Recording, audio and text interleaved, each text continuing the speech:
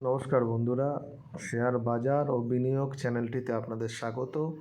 চলুন 13 December Nifty কোথায় যেতে পারে সেটা আমরা দেখে নিই। তার আগে 12 তারিখের যে প্রেডিকশানটা দিয়েছিলাম সেটা কতটা মিলেছে সেটা আমরা দেখে নিই। আমরা বলেছিলাম যে বাজার যদি 680-র উপরে চলে তাহলে এটা 750 যেতে পারে এবং 750-এর উপরে গেলে 849 এরকম আমরা বলেছিলাম। এবং 849-50-এর উপরে যদি বন্ধ হয় তাহলে একটা বড় মুভ আমরা দেখতে পাবো।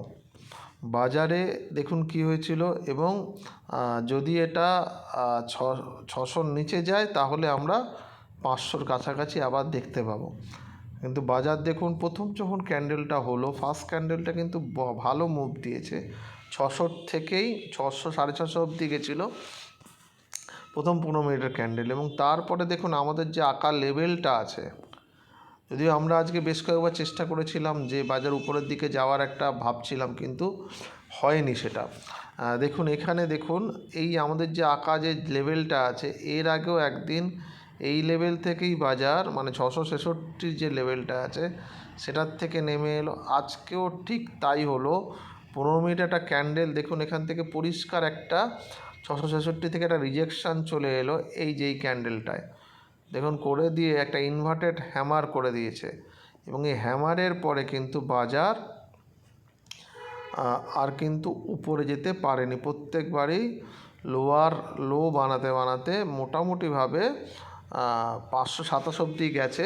আমি বলেছিলাম যে 600 যদি ভাঙে তো 500-র কাছাকাছি চলে আসবে, কিন্তু আমাদের সিগন্যাল মোটামুটি দিয়েছিল 650-এর কাছাকাছি, মানে এই ক্যান্ডেলটার নিচেই।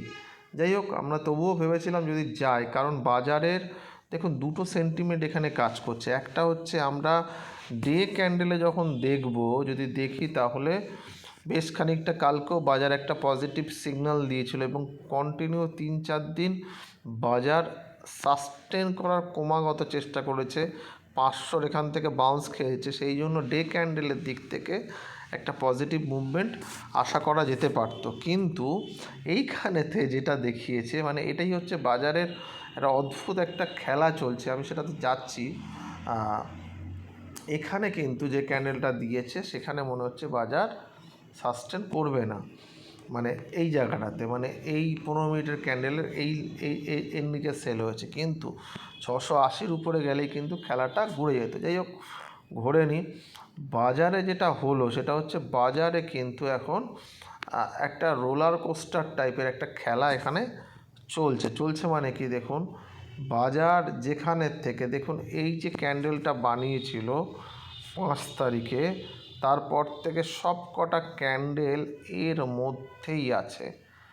এইটা দেখুন, এটা একটা ইনসাইড ক্যান্ডেল। এই যে ক্যান্ডেলটা 5 তারিখের, এর মধ্যেই সব কটা ক্যান্ডেল রয়েছে। এবং যেদিন যে রেঞ্জটা ভাঙবে, আমি আবার রিপিট করছি, যেদিন যে রেঞ্জটা ভেঙে বন্ধ হবে সেইখান থেকে কিন্তু 500 থেকে 600 পয়েন্টের একটা আপ মুভমেন্ট বা ফল একটা দেখতে পাবো। ঠিক আছে, এখন বাজার একটা ছোট রেঞ্জে বানাচ্ছে। বিশেষত অপশান বায়ার যারা, তাদের পক্ষে একটু অসুবিধার হয়ে যাচ্ছে, কারণ টাইম ডিকেতে প্রচুর পয়সা খাচ্ছে।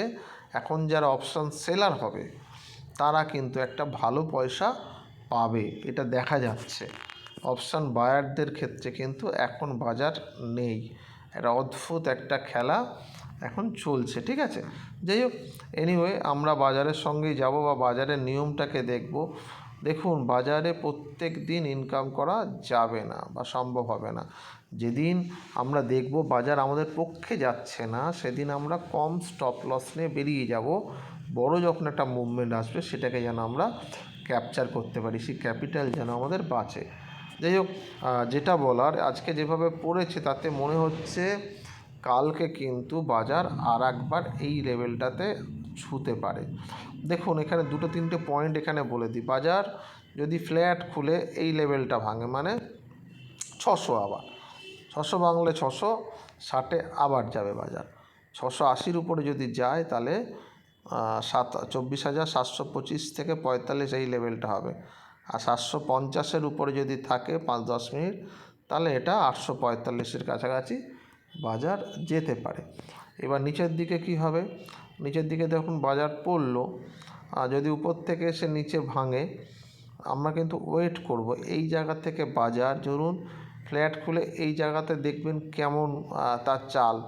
দেখেন এখানে চলে নিচ থেকে গিয়ে একটা গ্রিন ক্যান্ডেল বানাচ্ছে, তাহলে তার উপরে বাই হবে, যেমন করে এখানে একটা উপরে গিয়ে একটা সেল ক্যান্ডেল তৈরি করলো, ঠিক আছে, মানে এই ক্যান্ডেলটা।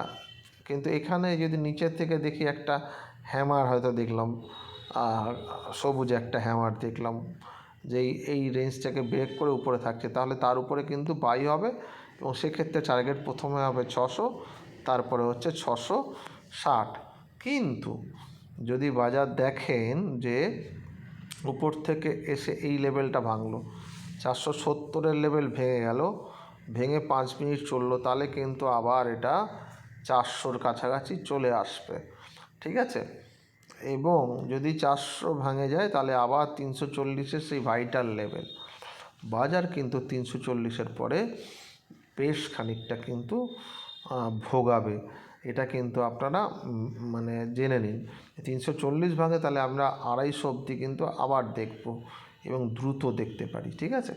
দেখা যাক কালকে কি হয়। কালকে এমনও হতে পারে হয়তো আবার একটা ছোট একটা রেঞ্জের মধ্যে বাজার ফেঁসে গেল, একটা টানাপোড়েন চলতে আরম্ভ করলো বুল আর বিয়ারের, এরকমও কিছু কিন্তু দেখা যেতে পারে। ছোট রেঞ্জের মধ্যে ফেঁসে এটা করলো, সেক্ষেত্রেও কিন্তু আপনারা অপশান বাই করতে পারবেন না। এখন বাজারটাকে ওয়াচ করাটা দরকার এবং আমাদের লেভেলের কাছাকাছি যদি পেয়ে যাই, এখানে যেমন আমরা লেভেলের কাছাকাছি পেয়েছিলাম, এখানে একটা লেভেলের কাছাকাছি পেয়েছিলাম, এবং এইখানে যখন আমরা নিচের একটা লেভেলের কাছাকাছি পেলাম 500-র কাছাকাছি, দেখুন সেখান থেকে পরিষ্কার আবার এইখান থেকে দেখুন লেভেল সব। সুতরাং লেভেল কিন্তু আমাদের মেনটেন করলে বা মানলে পয়সা কিন্তু দিচ্ছে না সেটা নয়, কিন্তু মানে আমাদের 15 মিনিটের লেভেল দেখি এবার থেকে আমরা কাজ করব বলে সিদ্ধান্ত নিয়েছি। কারণ বা কাজ করতে আপনারা পারেন ডে ক্যান্ডেলে, কিন্তু মাঝে মাঝে একটু আধটু করে আমরা যেরকম ভাবছি সেটা হয়নি। আজকে যেমন ভেবেছিলাম বাজার উপরের দিকে টানতে পারে, কিন্তু কোনোভাবেই টানেনি, ঠিক আছে। দেখা যাক কালকে কী হয়, আমরা বাজার থেকে শিখতেই যাই, ঠিক আছে।